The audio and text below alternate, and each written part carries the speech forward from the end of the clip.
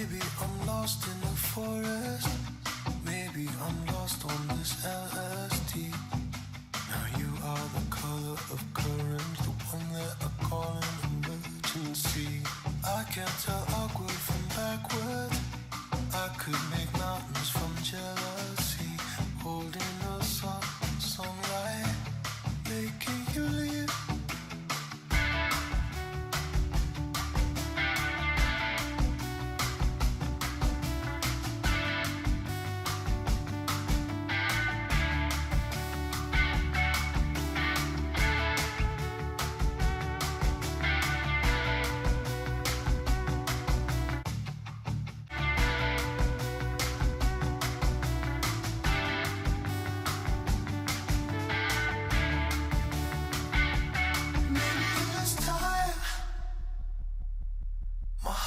Too hard to find. I got home from the races. There was nothing left inside. Maybe you're right. Your heart's too good for mine. And I should really leave instead of trying to fit inside. Maybe it's time.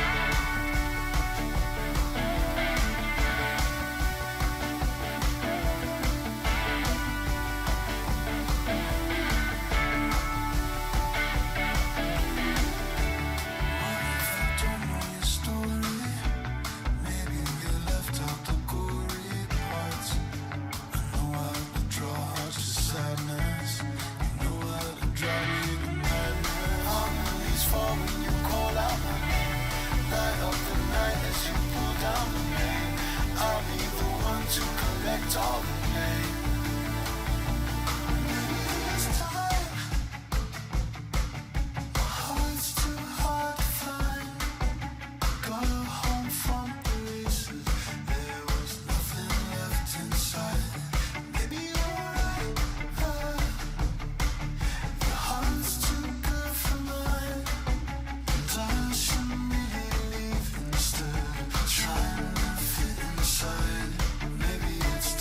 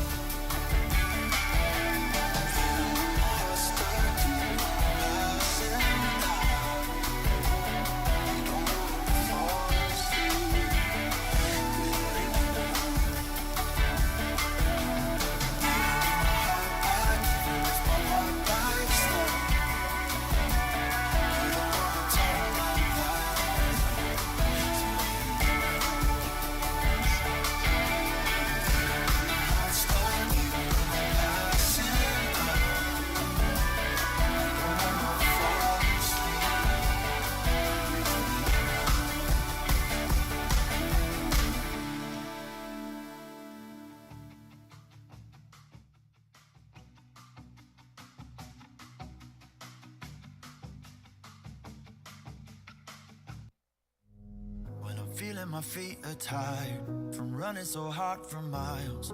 You are the air I really need. When life is a roller coaster and I start to lose composure, you're in the drops and in between. And every time I'm stuck in indecision, losing my vision, you close the distance. And I don't need to see it to believe it, but my whole life you've been all that I needed. And I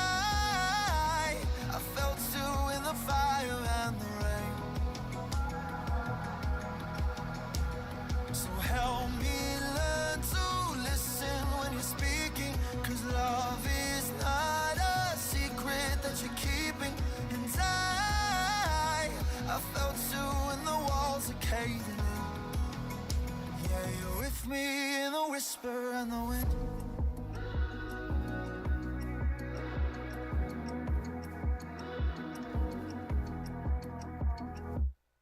So many nights I stayed in, trying to bear the weight when all that I want is already done. You bridge the space I'm feeling when all that I see is ceiling. Every time that I look up, and every time I'm stuck in indecision, losing my vision, you close the distance. No, I don't need to see it to believe it. But my whole life you've been all that I needed. And I felt you in the fire and the rain. So help me learn to listen when you're speaking.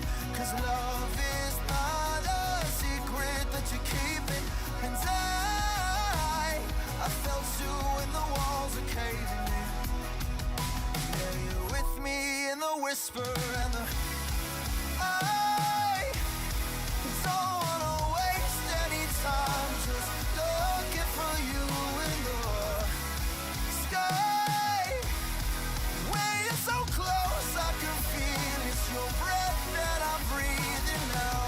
I don't need to see it to believe it. But my whole life you've been all that I needed. And I felt you in the fire and the rain. So help me learn to listen when you're speaking. 'Cause love is not a secret that you're keeping. And I felt you when the walls are caving in. You're with me in the whisper and the wind.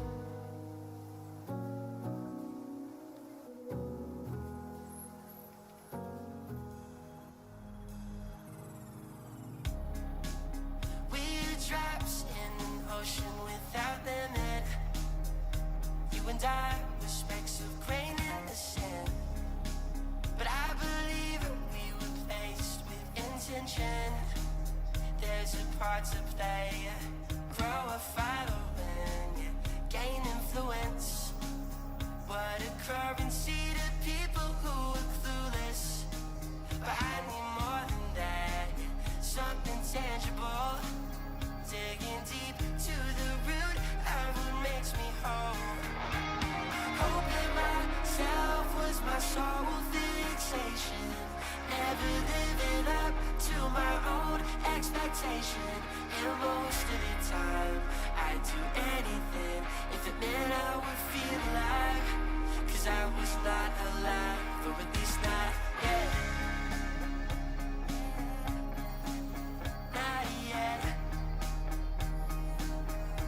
Listen, we're not here to stay, only passing through.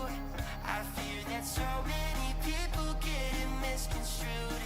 You gotta face the fear, confront all the wrong, and let your life be redeemed and know where you belong. Hoping myself was my sole fixation. Never living up to my own expectation. And most of the time I'd do anything if it meant I would feel alive. Yeah, yeah.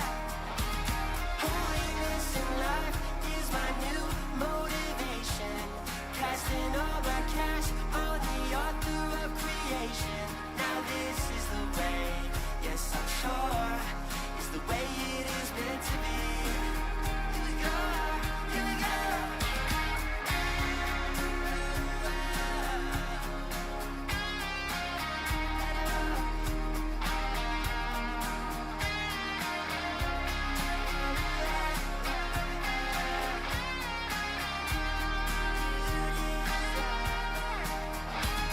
One step closer to who you were meant to be.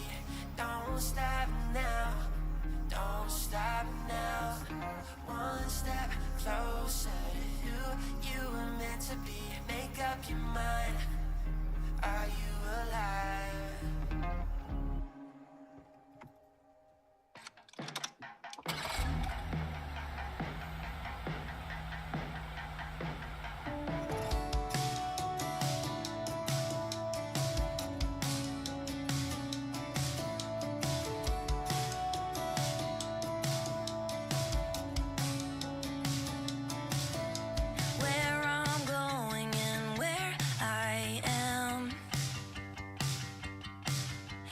distance between point A and point B seems further than it's ever been. One step forward, then two steps back. I'm trying to speed up the process, but I'm just stalling out again. I'm in a midnight car going nowhere fast. Take me anywhere but here.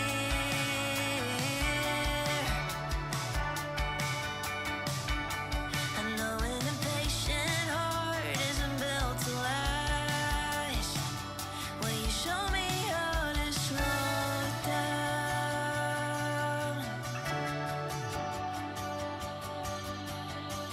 For one motion is a fickle friend.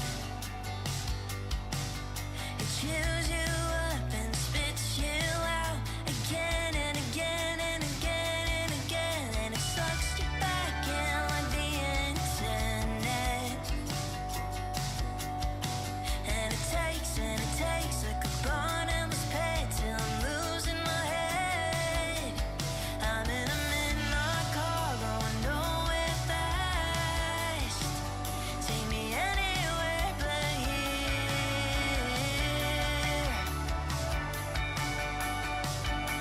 I know an impatient heart isn't built to last.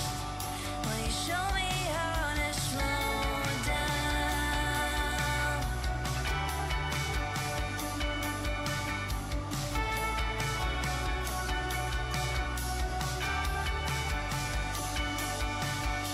Be still and know. Give up control. Be still and know. Give up control.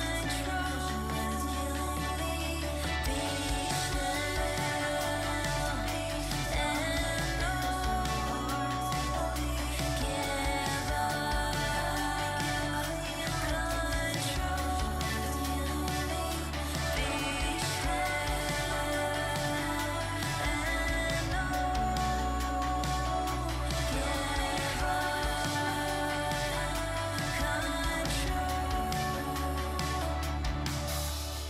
I'm in a midnight car going nowhere fast. Take me anywhere but here.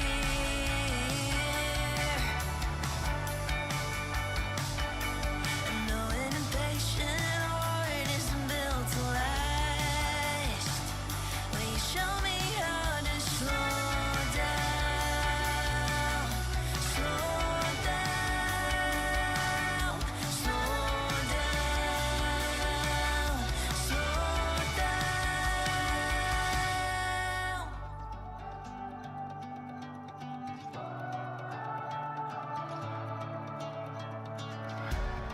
I was an orphan, defined by mistakes. Thought I was forsaken, but you gave up the chase. I went to the reaches to try and ease the ache. Turned my back on the one who kept calling my name. He kept calling my name.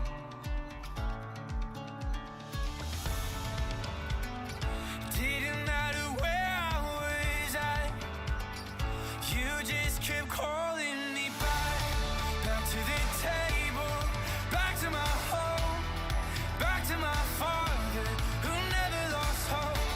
For the first time in ages, I know what to do. With my arms wide open, I'm running back to you. I'm running back to you. Now I have been rescued, my soul is remade. But even the ransom can fall on the face. When I'm drowning in questions, when I've lost the path, your love is the answer.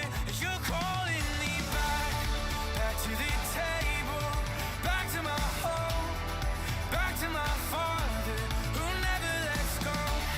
Whatever I'm facing, I know what to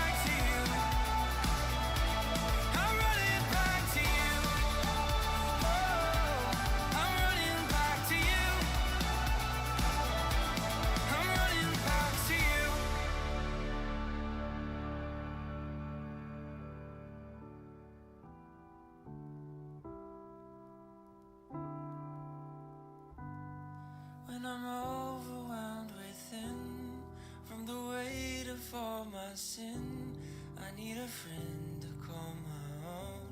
I need a house to call my home.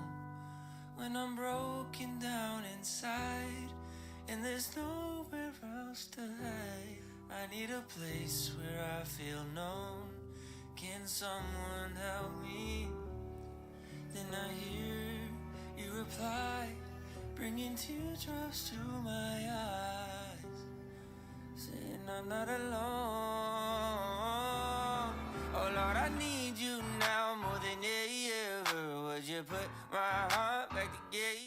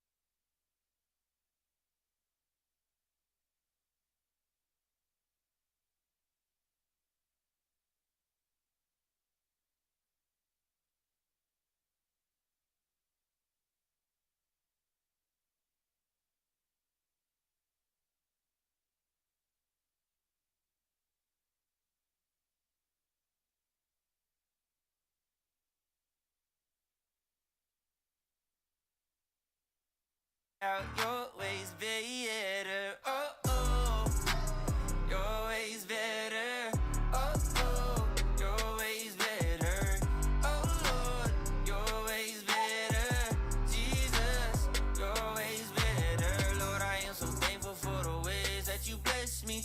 Everything you said, making waves like a jet ski. You love every part of me, even when I was messy. Now I see the art in your beauty, so I can finally sing out.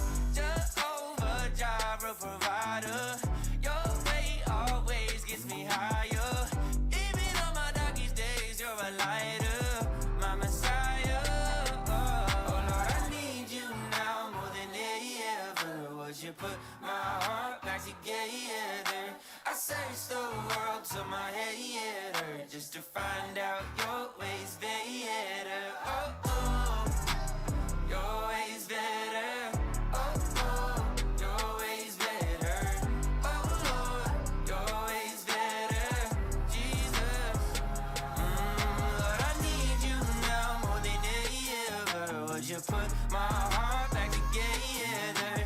I searched the world to my head just to find out your ways better. Oh oh, your ways better.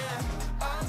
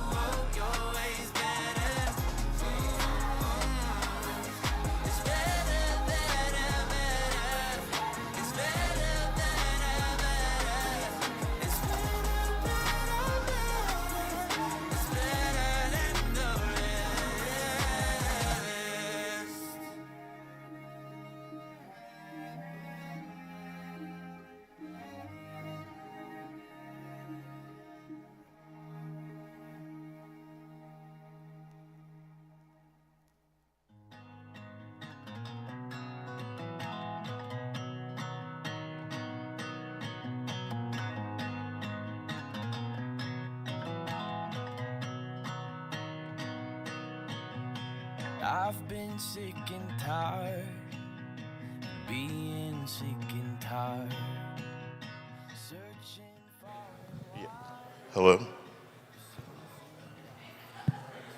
Okay. Something that feels real. And I don't wanna lose my soul, chasing after things that don't lead me straight to you. And oh, I'm lost in a feeling that I ain't from this world. But going back to Eden ain't gonna be easy, but it leads me straight to you. Now I'm running like the prodigal. I don't need the money, I don't want the fame, I don't want what I can't take with me in the grave. Oh, and I don't wanna lose my soul, chasing after things that don't lead me straight to you. And oh, I'm lost in a feeling that I ain't from this world. But going back to Eden ain't gonna be easy, but it leads me straight to you. Now I'm running like the prodigal. I don't wanna lose my soul, chasing after things that don't lead me straight to you. And I don't wanna lose my gaze when I meet you face to face. Well done, welcome home. Now I'm running like the prodigal. Oh, I'm lost in a feeling that I ain't from this world. That going back to Eden ain't gonna be easy, but it leads me straight to you. Now I'm running like a prodigal, lost in a feeling that I ain't from this world. That going back to Eden ain't gonna be easy, but it leads me straight to you. Now I'm running like the prodigal.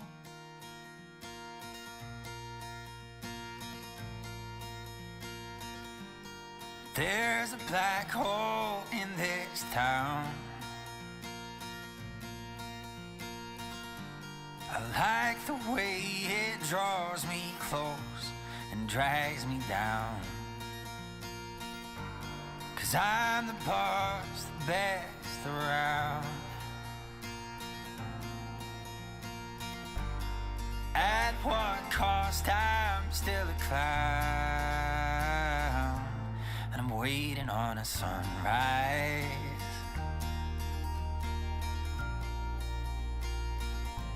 I'm waiting on a sunrise.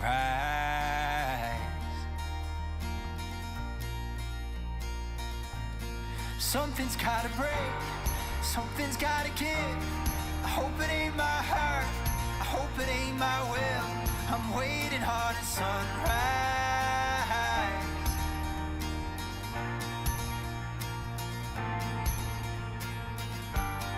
They say out there flowers bloom. I heard it from a girl just passing through. She didn't stop to look around. Good morning, Foundry. It is so good to be together. Would you stand with us as we just set aside this next hour? We have a chance to slow down. We have a chance to focus on our God, and let's just sing this song together to help us do just that.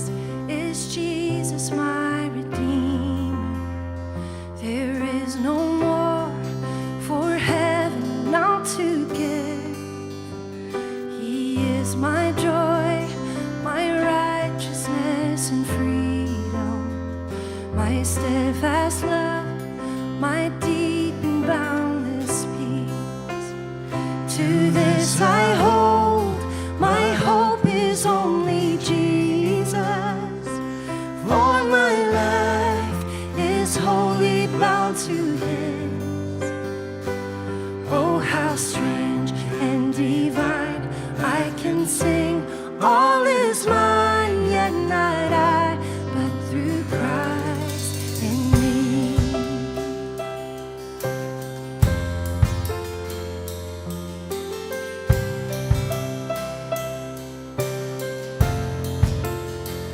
The night is dark, but I am not forsaken, for by my side the Savior, He will stay. I labor on in weakness and rejoicing, for in my need His power is displayed. To this I hold, my shepherd will defend me. Through the deepest valley He will lead. Oh, the night has been won, and I shall overcome, yet not I, but through Christ in me.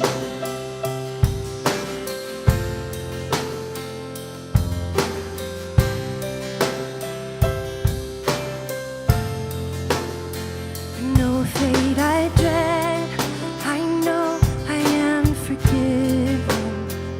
The future sure, the price it has been paid. For Jesus bled and suffered for my pardon, and He was raised to overthrow the grave. To this I hold, my sin has been defeated. Jesus now and never is my plea. Oh, the chains are released, I can sing, I am free, yet not I, but through Christ in me.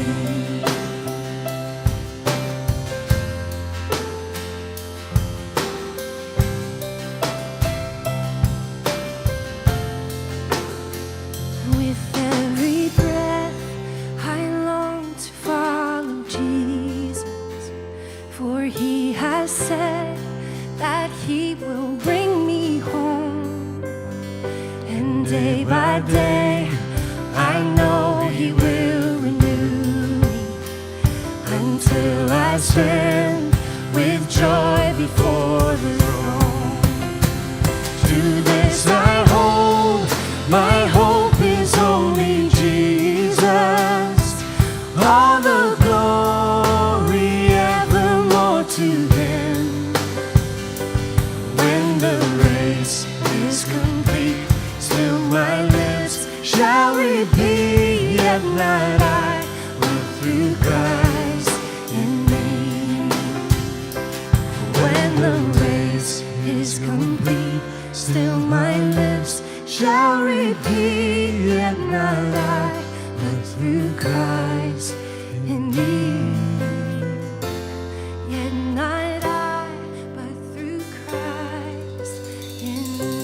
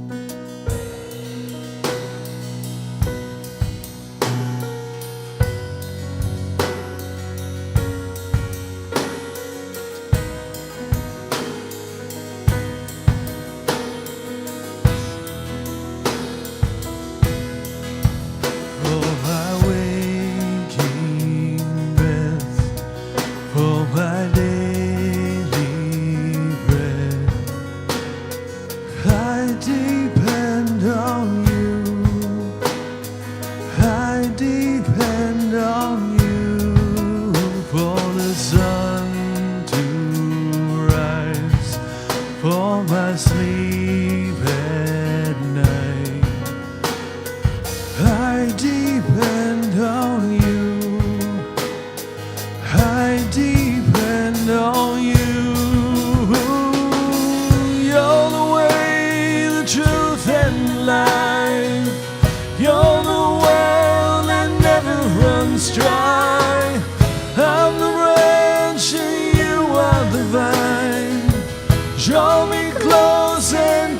teach me to abide.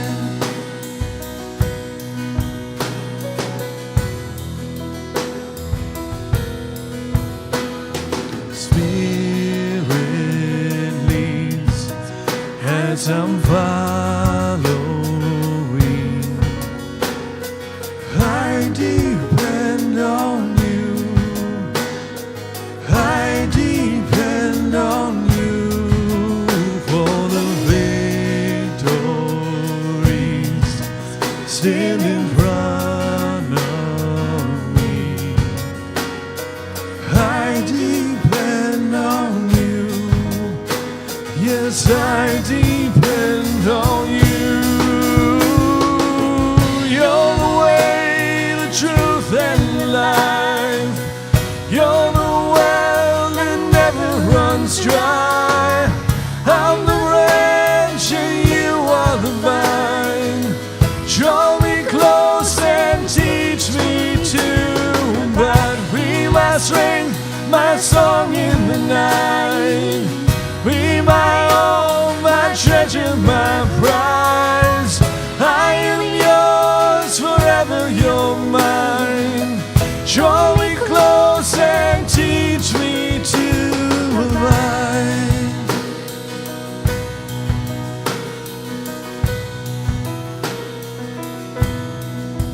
When I pass through death, as I enter rest, I depend on you.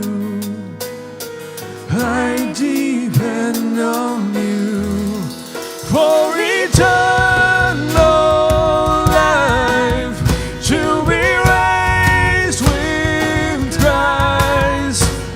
I depend on you.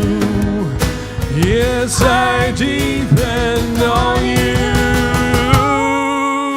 You're the way, the truth, and life.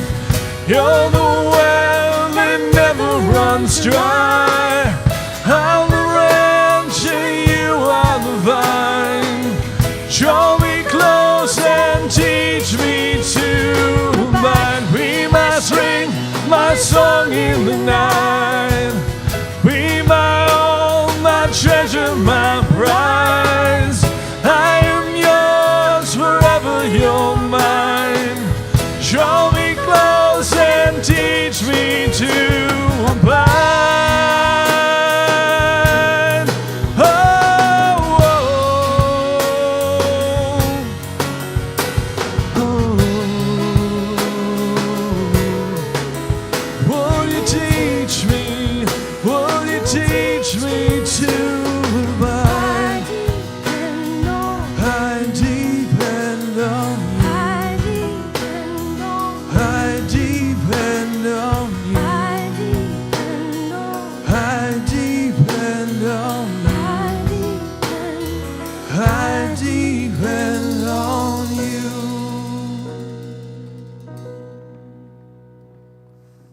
Amen. You can have a seat.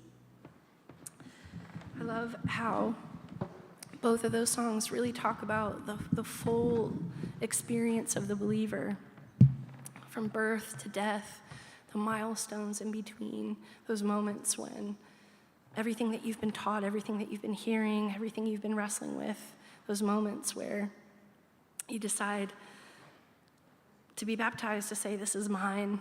This isn't just something that that's for somebody else. It's not something I'm just, culturally a part of.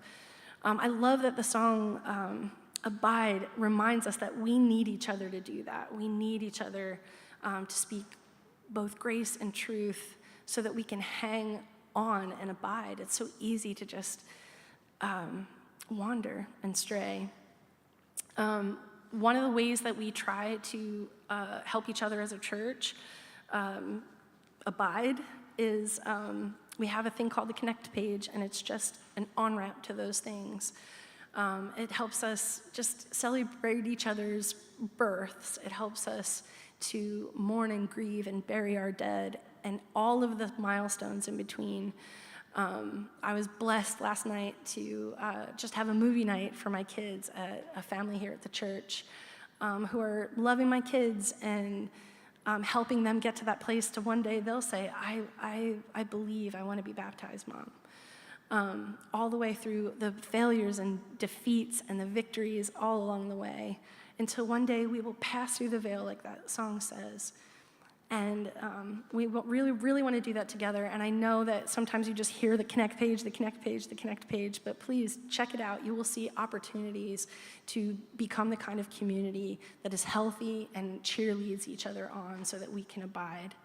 Another way that we do that as a community is through our generosity. It's your generosity that makes that community possible.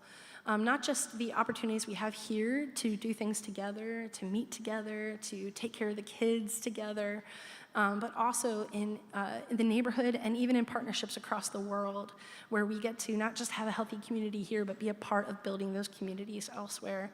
That is all made possible because of your generosity. I know it feels like we only have a little, but when we put it together, the collective of it, the impact of that, and then we give it to a God who has always, from the beginning, taken what we've given him, and he breaks it, and he blesses it, and he multiplies it. That has been the story of the church. So if that's a way that you want to worship with us this morning, there are 3 different ways you can do that. In person, online, there's a handy-dandy app that helps you do that too, if that's something you'd like to do.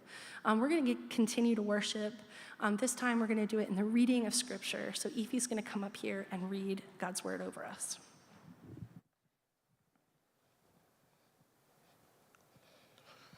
All right, this is from Luke 15:11. Jesus continued, "There was a man who had 2 sons. The younger one said to his father, 'Father, give me my share of the estate.' So he divided his property between them. After he had spent everything, there was a severe famine in that whole country, and he began to be in need. So he went and hired himself out to a citizen of that country who sent him to his fields to feed pigs. He longed to fill his stomach with the pods that the pigs were eating, but no one gave him anything. When he came to his senses, he said, 'How many of my father's hired servants have food to spare? And here I am starving to death. I will set out and go back to my father and say to him, Father, I have sinned against heaven and against you. I am no longer worthy to be called your son. Make me like one of your hired servants.' So he got up and went to his father. But while he was still a long way off, his father saw him and was filled with compassion for him. He ran to his son, threw his arms around him, and kissed him. The son said to him, 'Father, I have sinned against heaven and against you. I am no longer worthy to be called your son.' But the father said to his servants, 'Quick, bring the best robe and put it on him. Put a ring on his finger and sandals on his feet. Bring the fattened calf and kill it. Let's have a feast and celebrate. For this son of mine was dead and is alive again. He was lost and is found.' So they began to celebrate. Meanwhile, the older son was in the field. When he came near the house, he heard music and dancing. So he called one of the servants and asked him what was going on. 'Your brother has come,' he replied, 'and your father has killed the fattened calf because he has him back safe and sound.' The older brother became angry and refused to go in. So his father went out and pleaded with him. But he answered his father, 'Look, all these years I've been slaving for you and never disobeyed your orders. Yet you never gave me even a young goat so I could celebrate with my friends. But when this son of yours who has squandered your property with prostitutes come home, you killed the fattened calf for him.' 'My son,' the father said, 'you are always with me, and everything I have is yours. But we had to celebrate and be glad, because this brother of yours was dead and is alive again. He was lost and now is found.'"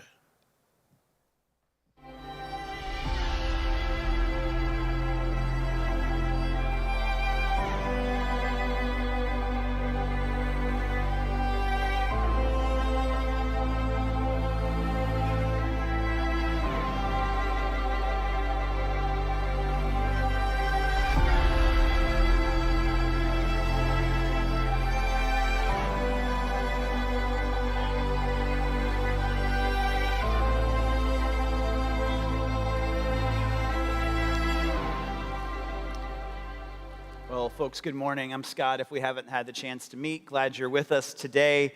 I want you to just kind of interact with me in this way. I'm gonna bring something up on the screen that I would love for you to kind of join me in kind of auto-filling in your own mind, okay? I'm gonna bring a couple sentences, and I want you to just fill in that sentence with kind of the first thing that kind of comes to mind, all right? So if people would just... And I'm just going to fill that gap in your brain, right? If people would just, if you drove here, you need an example. If people would just learn to parallel park. If you walked here, if people would pick up after their dog. If people would just wear more purple, right? If people would just. Okay? Did someone come to mind? I had like 10 things that came to mind, right? I was a little surly this morning. If people would just, then blank. Right? Fill that in, right? If people would just learn to parallel park, then I could get a space within 6 blocks of the church building. If people would just pick up after their dog, there wouldn't be rats. I mean, whatever you would fill that in, right? Take that thing you said first, and then fill it in with the second statement. If people would just, then blank. Okay, still with me? Let's do one more. Because people don't blank, then I blank. Because people don't know how to parallel park, and I can't find parking, I'm not coming, right? Because people don't blank, then I have to spend an hour. How would you answer? Because people don't, then I blank.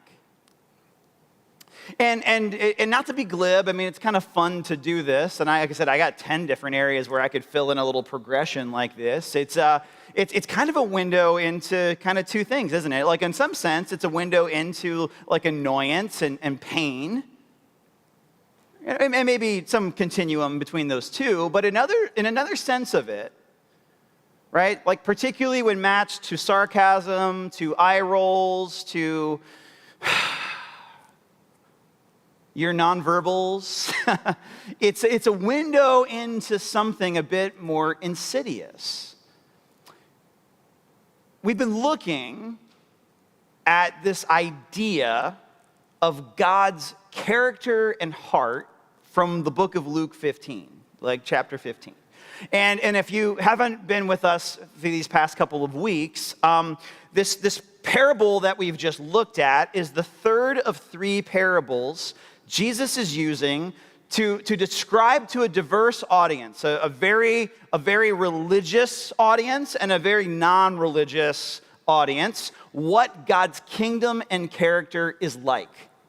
And in the first 2 parables Jesus gives, one about a coin and one about a sheep, there's a lot of celebration, like the same kind of celebration about a son. So week 1, we talked about the father in this passage reflecting, as in the previous 2 parables, a posture of reveling and restoration, a willingness to bring people who are lost home. And what that says about the character of the Father, right? But it says about God's character. Then last week, we looked at probably the part of the story, if we have any familiarity with this text, that we're familiar with, that there is this son who comes to the end of himself, comes home, and receives that kind of reunion. And if we just stay right there, what we've got is kind of the thing of like those Instagram videos of like, you know, people being reunited with like their parents who have been deployed kind of stuff, right? Something that really tugs at the heartstrings and go, oh my goodness, what a beautiful picture of restoration and hope. But this story ends weird. This story ends weird, does it not? This story, I mean, you could be very acquainted with the prodigal passage and not know about this older brother. And that's what we want to take some time to think about. The older brother in the passage, the turn in Jesus' collection of stories where the reveling and the repentance turns to bitterness and contempt. When real convictions that the older brother has about some pain points in his story become poisoned What you have is contempt. What you have is the inability to appreciate and enjoy the feast and the character of the Father. And so that little opening exercise kind of hints at a thing that may be true in your story today. That maybe there's some area in your life where last week you could go, yeah, I identify with the younger brother in the passage in some particular way. But is there a place today where a conviction has become contemptuous, where a feeling of pain has been poisoned to a place where your most intimate relationships with God, yourself, and others are impacted? And if that's you today, where is the good news in this passage for you? Which doesn't have a happy ending, at least as far as, the resolution we've been given for the older brother. Okay, so let's think about this for a few minutes, and let's think about what's going on in this guy's story. Like a legit pain point, his brother squandered family fortune. His brother has hurt his family. His brother's hurt him. But what we have now instead is in his own relationship with God, an inability to connect on the level with God. Okay, so let's talk about that. Verse 17, if you go back and look at verse 17, what you have is a younger brother who is out and about, spending things wildly, getting what he wants, coming to an aha. And what's his aha? That on my father's estate, even the hired workers, even like the contracted employees, he doesn't have to be kind to, he doesn't have to pay above a certain level, even they have food to spare. Like maybe that's just a trivial detail to you, but it says something about the character of the father. The younger brother, in his realization that his projection of his dad was not accurate, comes to that conclusion and goes, so I'm going to go back and I'm going to negotiate being one of those hired hands. But look at the language of the older brother in verse 29. The older brother, when he hears the music, when he hears the electric slide or whatever's bumping down the hill or over the way, when he hears the dancing and he asks about what's going on, and he finds out the younger brother's back, they're throwing a party, the fatted calf has been killed. Look at what he says to his father. All these years I've been slaving for you and never disobeyed your orders. All these years I've been slaving for you. So the son that's younger and went wayward is like, man, the servants get treated real well, but he, I'm not worthy to be called a son, I'll be a servant. But here the son's going, I'm even lower than these like hired servants. Like I've been slaving away, following the rules, and I don't get fatted calves. I don't even get goat. I get nothing.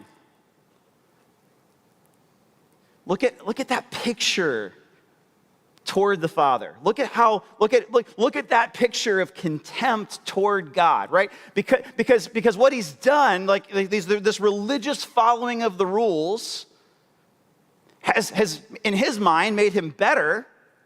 But what the text is showing us is that it's made him bitter. It's made him unable to enjoy the very thing that he's like to be celebrated for, which is that he's got a sonship. He's invited to the table. So this is kind of a cautionary tale in a sense, right? For the Pharisees and the crowd about the nature of religiosity.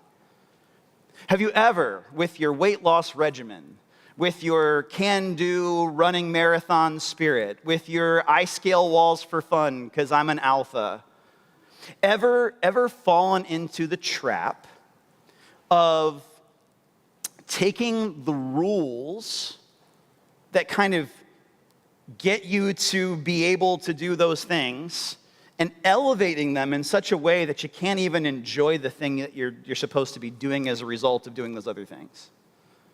If that's you, right? Like that is what has happened here with the older brother, right? Has it ever been possible in your Christian life where you've been so obsessed over behaving the right way that you've just forgotten what it is we're actually celebrating and doing here? It's happened to me. It happens to me. It happens to all of us. And this son, like this son's contempt toward God, right? I did the right things, right? This goes back to, remember the era when you filled out all the scholarship applications and you studied for the SAT and the ACT and you thought to yourself, like, I'm gonna get all these scholarships. And then you got your FAFSA. You felt cheated, perhaps. Maybe you didn't. But like, again, that's what we're talking about here, right? Like, because I have followed the right rules, I know better what to do with the ring, what to do with the robe, how the restoration would go. We don't say it out loud.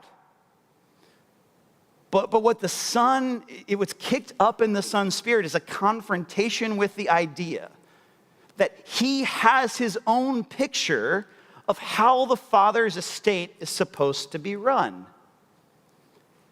And when it doesn't run his way, that scorecard is a thing he weaponizes.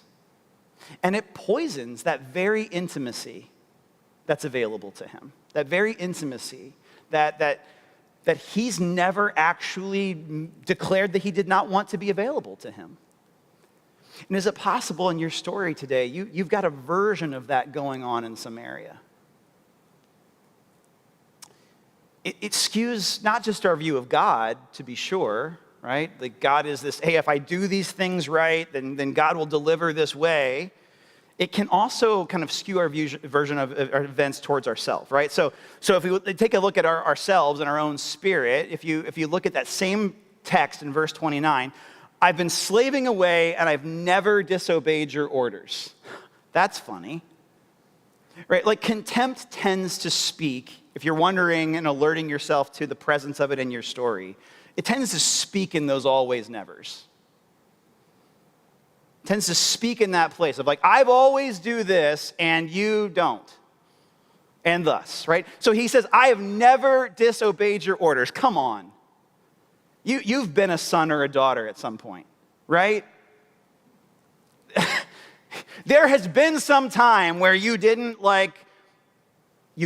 dust the way you were supposed to dust. You didn't put the pickle jar back where it's supposed to go because it's supposed to go on this shelf, but not to this shelf. And then sometimes you're just like, I'm going to put it here. Take that. I got teen angst. Like that's real. Like that's a thing, right? But at this case in time, in this point in time, he just cannot see. Now let's be real for a minute. He's got real pain. Like if you've ever been the person in a family have kind of watching your parents suffer because of the behavior of someone else, like that is a real pain point. Don't minimize it. The thing that's actually one of the things that's really tragic about the passage is that there would be this opportunity for a grown intimacy between the father and the older brother who are both grieving the reality of the thing that's lost. But instead, he's allowed it to harden him. He's allowed it to elevate his view of himself and kind of put down and neglect that pain. So there's a real infection here. Like, let's not minimize that this person has had to be a bystander to a really hard and heavy thing, and that coming to that feast, even if that was processed beautifully, would have been a bit complicated. But he's kind of glossed over it, and now he has this really high view of himself. Now he has this really high view of himself in a way that sort of is ridiculous and parody. We just finished a community needs assessment a few weeks ago at the Foundry for this Foundry Forward thing that we've done. I was just thinking about the first community needs assessment we did with our launch team back in June of 2023, because tomorrow's our 12th birthday as a church, which is kind of a cool thing, right? Like we're going to celebrate it next week. Next week's the party, okay? I was thinking about this night where we had done the 1.0 version of this CNA, and we're sitting at my house on Heath Street that way in a rental, And we're wrestling with this Venn diagram of things we've all learned about the community. We're solving big problems. We're making Baltimore, into a place of flourishing for everyone ethereally. And we feel really self-congratulatory and yay God and all of the things. And what breaks the inertia is a roach running across my floor.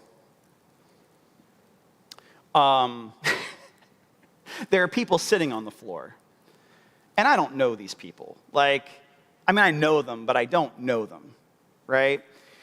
And as the roach kind of runs and scurries to shadow, the meeting is over, right? The meeting is over. I hear a charming story about roaches crawling out of someone's house in the sink from Locust Point way back in the day when they grew up here. But largely, any celebratory, any yay God moment I had, I'm just going to be candid with you, was now suddenly in a spirit of, here's where my brain was. They're never coming back. Because now they know I'm a person that has a roach in my house. I don't know how long you've lived in Baltimore or the greater Baltimore area, but there's this thing that happens in a humid summer with houses that are connected to each other and all built about 135 years ago, is that pestilence is a thing. And you can take some mitigating you can do some mitigation, right? This moment that should have just endeared us to be I am also a person that, it for me became a moment of existential embarrassment that I had to confront in my own spirit. We're after the meeting, and I'm saying to my wife, they're gonna think we're the kind of people, she's gonna say, let me finish the sentence for you. The kind of people who are humans, the kind of people who live in Baltimore, and know what it's like to have a row house in Baltimore? Yeah, keep talking, buddy. And so that is what we're talking about here, right? This distorted view of ourselves that blocks us from being able to really capture or enjoy. Why are we following the rules to begin with? Because there's a relationship in it. Why are we people in need of God's grace and mercy? Because we're very human. But we've normalized and maybe overcorrected some of those pain points and not confronted them well, and they've grown over to just normalizing kind of this grudge-driven limp that we're walking with. And that's the thing, I think, that's really tragic in the passage. That's the thing that the rule follower is trying to be set free from, a false view of himself. Because here's the reality, right?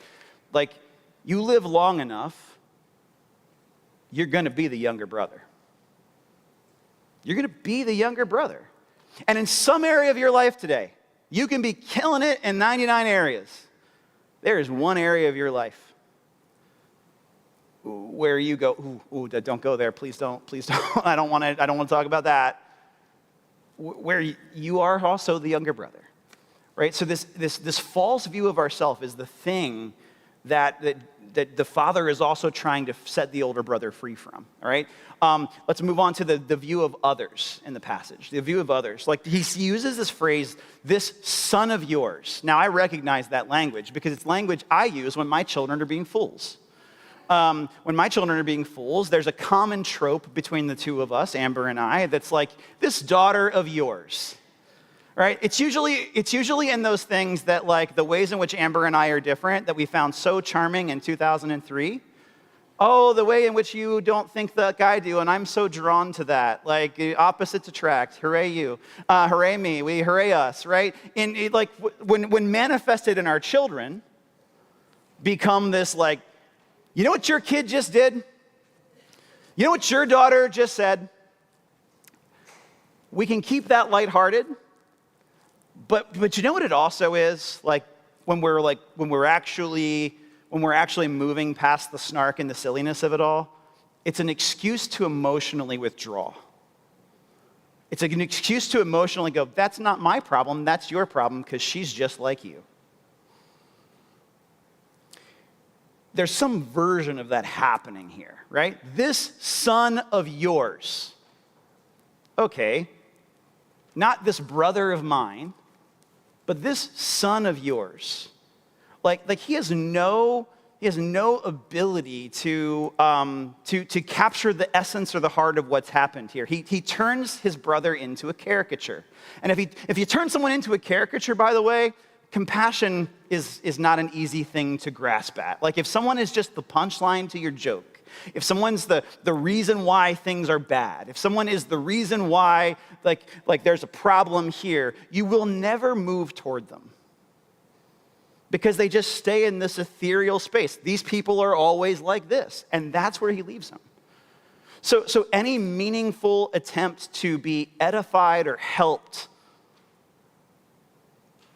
in the passage by like the true kind of series of events, any real way to understand the heart of why the father is killing the fatted calf is moot, because all he can see is it's just not fair that this kind of person gets rewarded.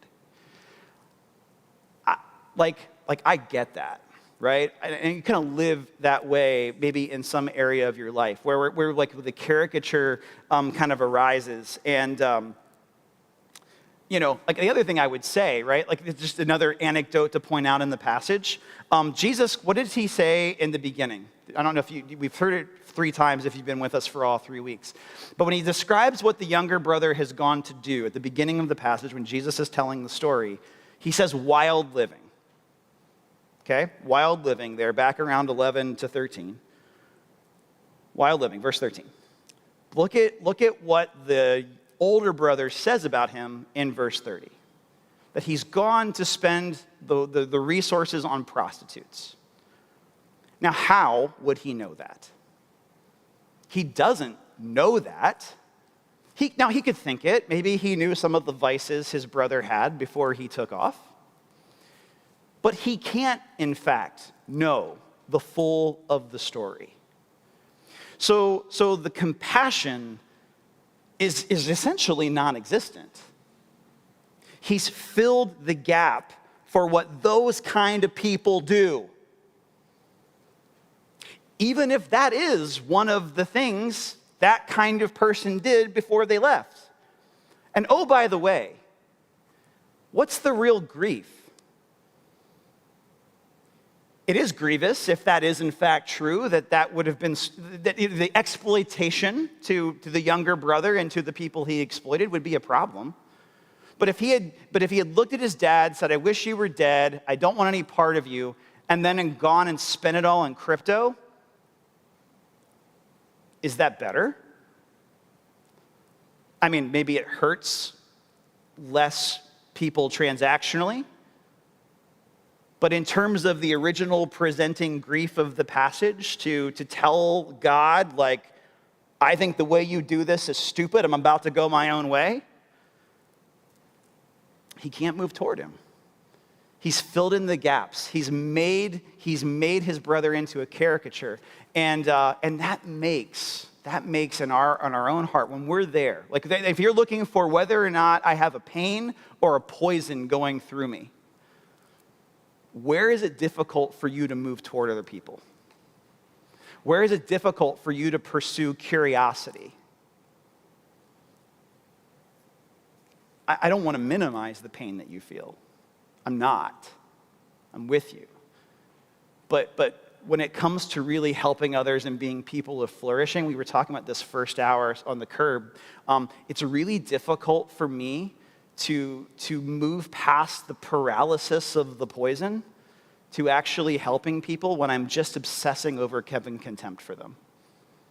When the algorithm is just feeding me video after video after video of why I should think these people are particularly stupid, why I should think these particular people aren't worthy to, like if you live in that space, it will actually rob you from the very flourishing you claim to want to create, which is what the tragedy of the passage is.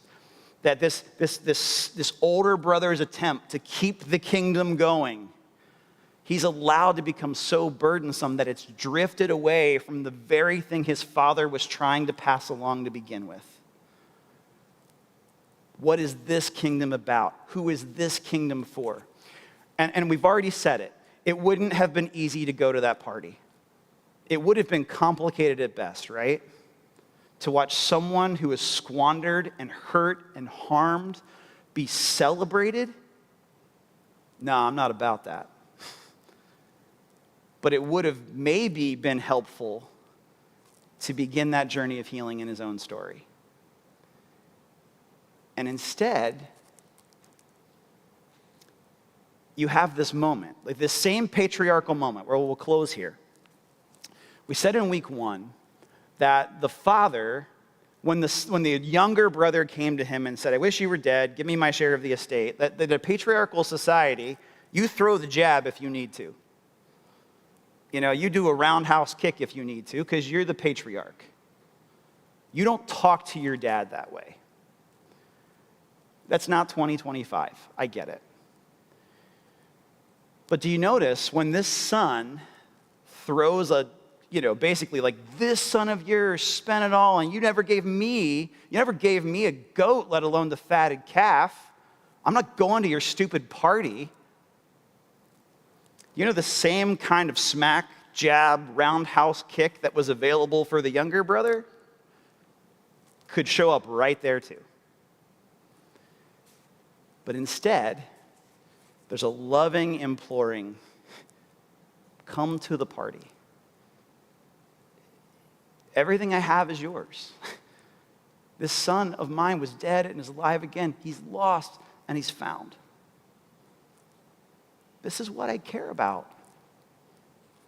And even though you spoke to me that way, you still get to come to the party too. Even though that's the starting point of where things are in your heart right now, I still want you to see the way I want to do things. You can still come.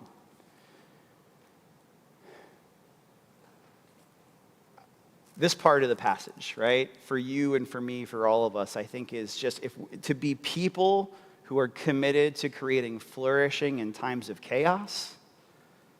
We need to see the younger brother in us, but we also need to see the older brother in us too. And to receive grace and mercy in our time of need in both of those parts of that story, and to create grace and mercy in our time of need, is what we do as a healthy and healing church community. So before we move to communion this morning, we just want to give you some space to practice this. We want to give you some space to kind of process maybe some places where there's pain drifting towards poison, or maybe where there's just poison that like you need the love of God to be the antidote for. We're bring kind of a 3-prong prayer on the screen. I'm going to ask you to just take a minute, and if you need to shuffle your shoulders or close whatever you got to do just to kind of get yourself in a posture to be focused on bringing your thoughts to God, do it. And as you do it, here's what we're going to do. I'm going to bring 3 prompts up and kind of give you some space. I'm going to say what it is to talk to God about and just give you some space to do that. Right? And invite you to do it. You don't have to do it, but I just want to invite you to create this space. If you get distracted, come back. It's okay. You don't have to use fancy words, these, thous, where arts. Just tell God where you are today. What pain do you need to bring before God this morning? If people would just, but the more serious version of that, would you bring that before the God of the universe this morning?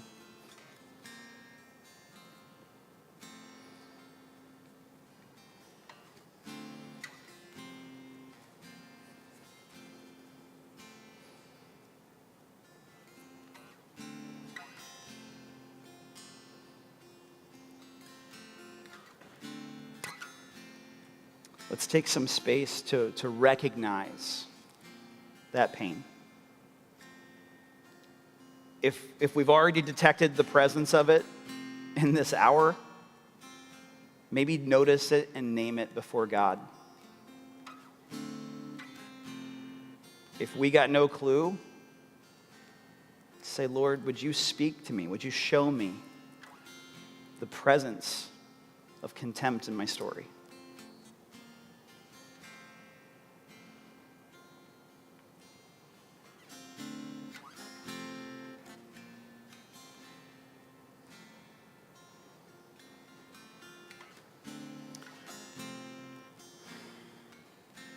And lastly, we just want to open ourselves up to God's help. Maybe there's a specific thing you need to ask God for help in. Maybe you don't even know where to start and you just need to be still. But as we bring our pain before God, as we recognize how we've been carrying it, may we also open ourselves up to what God wants to do in that particular area of our story.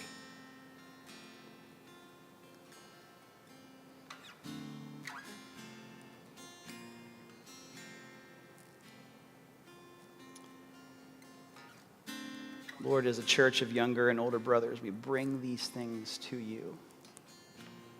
As a church of individuals who are both the younger and older brother, we bring these things to you and ask for the love of the Father to meet them.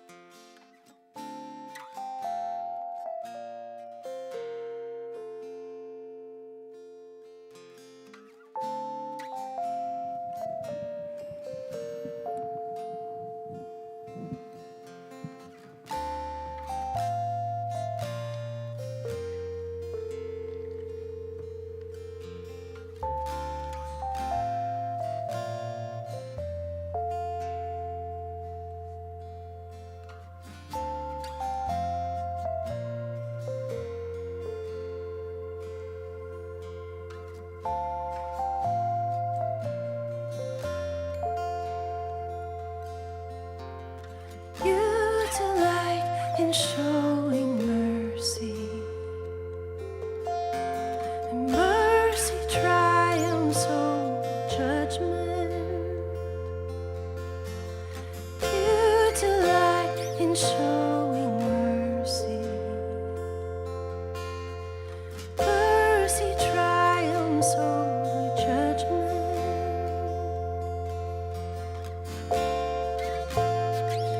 We invite you at this time to come to the communion table, to hold in your hands the cup and the bread, which is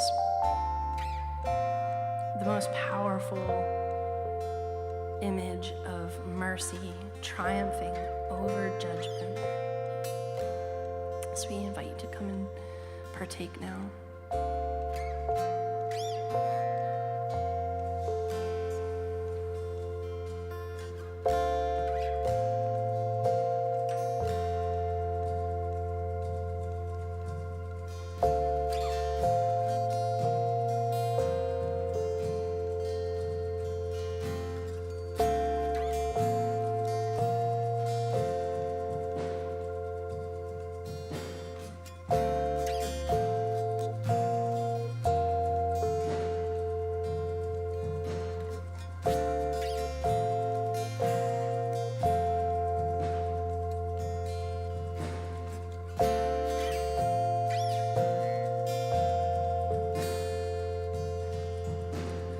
You delight in showing mercy, and mercy triumphs over judgment. You delight in showing mercy, and mercy triumphs over judgment. Yes, you delight in showing mercy, and mercy triumphs over judgment. Oh, yes, you delight in showing mercy. Yes, you do. And mercy triumphs cancel the judgment.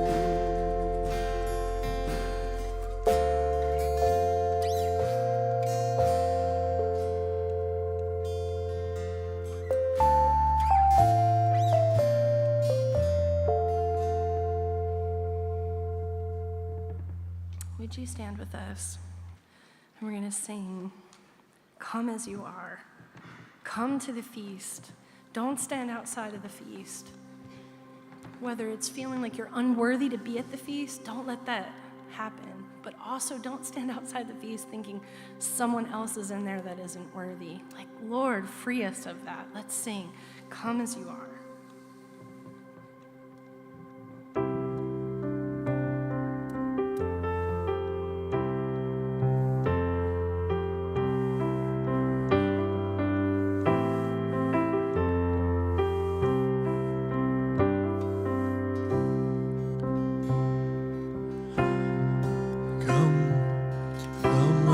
Sadness from wherever you've been.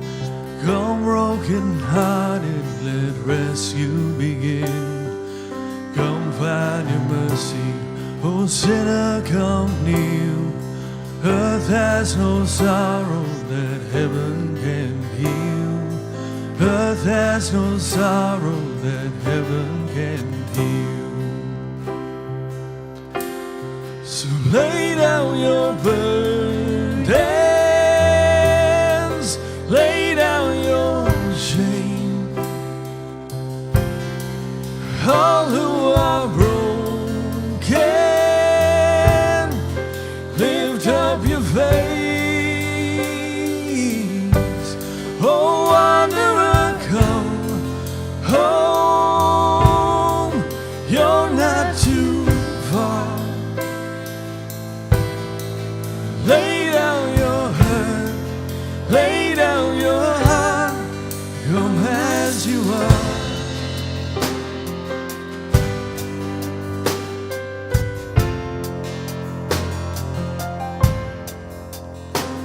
There's hope for the hopeless and all those who stray. Come sit at the table, come taste the grace. There's rest for the weary, a rest that endures.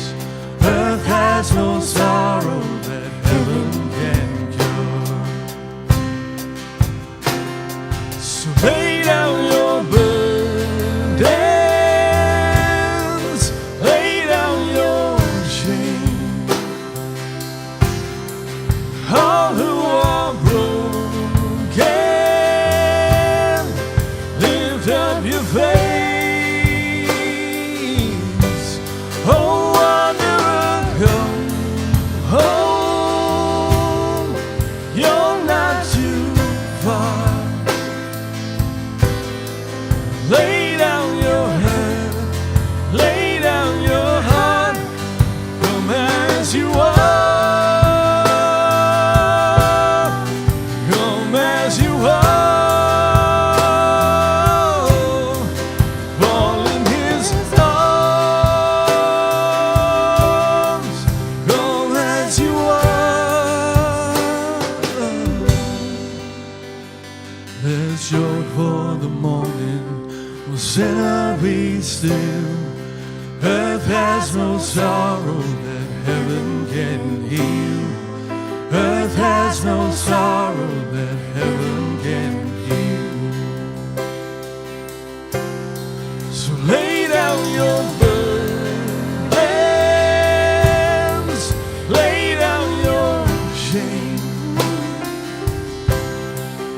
All who are broken, lift up your face. Oh, wanderer, come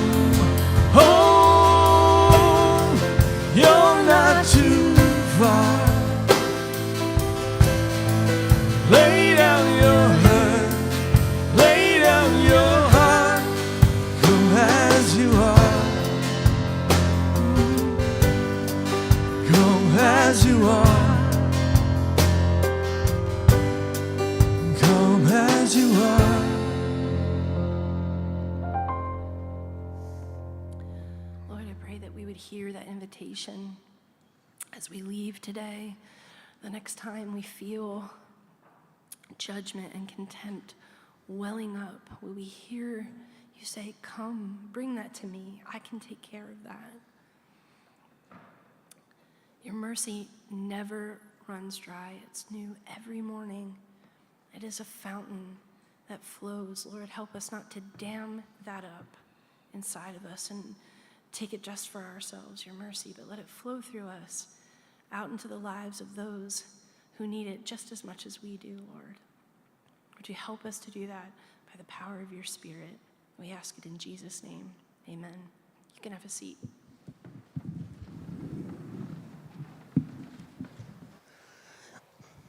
So over the last 3 weeks, we've been in the same passage talking about the different characters in the prodigal story. And I don't know about you guys, but there have definitely been seasons in my life where I have identified with both the older and the younger brother. And the thing that I think has been super helpful in my life when I feel like I'm in either of those places has been a sense of community. To have people around me that will point out the things that I'm doing incorrectly, that will sit with me in my uncomfortable feelings, and will continue to point me to who the Father is. That is kind of the basis of what our neighborhood groups are here at the Foundry. And those are going to be starting next week. But our groups are centered around doing life together, learning more about who Jesus is through discussion, and just caring for one another through prayer and through doing life together.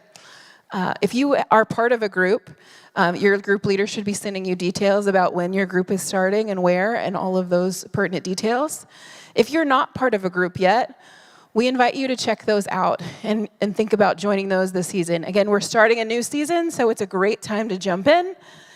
We have groups all over the city. We call them neighborhood groups because we've centered them around the locations where you live versus a different sort of affinity. So we have, I think, 4 groups that meet here, like within walking distance to the church. We have a group on the north side of town. We also have a group in the Patterson Park, Canton area. And then we have one group that is focused on playing board games together as the mechanism of having group. So there is a group for everybody. They meet on different days of the week. If you would like to get to know more about these groups, we're going to end our service a little differently today. We're going to actually take some time. Our group leaders, they can go ahead and go to some places, but group leaders or group participants are going to go to the different tables here in the room. They'll have little signs like mine over here representing their group. So if you want to know more about any of the groups, you can then take a lap and learn about each of the different groups, when they meet, where they meet, what's going on in their group, and meet some people that are part of that group as well. So if you're already part of a group, I encourage you to go check out where your group is and hang out there to meet some people. But if you're not part of a group, check out the groups that are available and where they're at and get to know some people. So that's how we're going to end today. Again, check out our groups. They'll start next week. All right, ready? Go. Have a good week. I'm stealing the stage. 'Cause if she did, she'd be here now, waiting on a sunrise.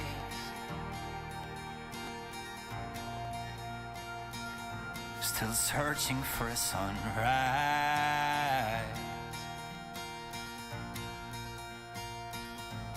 Something's gotta break, something's gotta give. I hope it ain't my heart, it cannot be my way.